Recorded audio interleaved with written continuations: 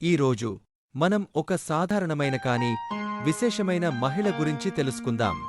ఆమె బహిరంగంగా సందేశాలు చెప్పలేదు లేదా పెద్ద సంఘాలను నడిపలేదు. ఆమెకి డబ్బు లేదు, అధికారం లేదు. కాని ఆమెకు ఒక గొప్ప గుణముంది: ప్రేమ మరియు కరుణతో నిండిన మనస్సు. ఈ చిన్న కథ ద్వారా దేవుడు మనకి చెప్పాలనుకుంటున్న విషయం ఇదే. చిన్న చిన్న మంచి పనులు కూడా దేవుని ప్రేమతో చేయబడితే జీవితాలను మార్చగలవు మరియు అద్భుతాలను సృష్టించగలవు. జొప్పా అనే పట్టణంలో దోర్కాస్ అనే ఒక మంచి మహిళ ఉండేది. చాలామందికి ఆమె పేరు తబితా అని కూడా తెలుసు. కాని అందరికీ తెలిసిన విషయం ఒకటే: ఆమె చాలా మంచి మనిషి. దోర్కాసు ప్రతిరోజు పేద వితంతువులకు, అనాథలకు దుస్తులు కుట్టేది. ఆమె బట్టలతో పాటు చిరునవ్వులు పంచుతూ తన ఇంటిని మరియు ఇతరుల జీవితాలను ఆనందంతో నింపేది.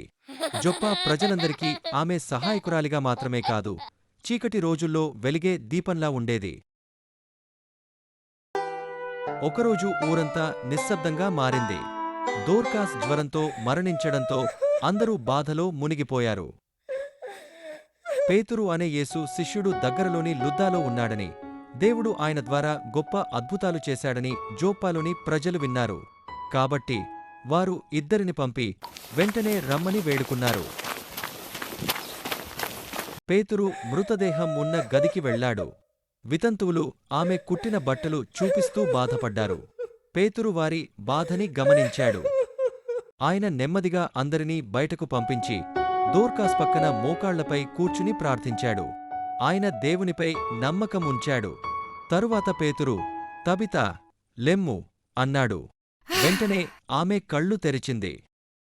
పేతురు బయట ఉన్నవాళ్లందరినీ లోపలికి పిలిచాడు. దోర్కాస్ బ్రతకడం చూసి ఊరంతా ఆశ్చర్యపోయింది. ఈ వార్త ఊరంతా వ్యాపించడంతో చాలామంది ప్రభువుని విశ్వసించారు. అద్భుతం చూసి మాత్రమే కాదు, దోర్కాస్ ప్రేమ, దయ, విశ్వాసంతో జీవించిన జీవితాన్ని చూసి కూడా. దోర్కాస్ బహిరంగంగా మాట్లాడలేదు, యుద్ధాలు చేయలేదు. ఆమె తనకున్నదాన్ని ఉపయోగించి ఇతరులకు సహాయం చేసింది. చేతులతో, హృదయంతో ప్రేమను పంచింది. మనం కూడా ఒక చిన్న సహాయం, ఒక మంచి మాట, ఒక బహుమతి, ఆదరణతో ఎవరిదైనా జీవితాన్ని మార్చవచ్చు. దోర్కాస్లాగా మనం ప్రేమతో మనకు చేతనైనది చేస్తే చాలు. ఈ వీడియో చూసినందుకు ధన్యవాదాలు. మీకు నచ్చితే సబ్స్క్రైబ్ చేయండి, షేర్ చేయండి మరియు లైక్ చేయండి.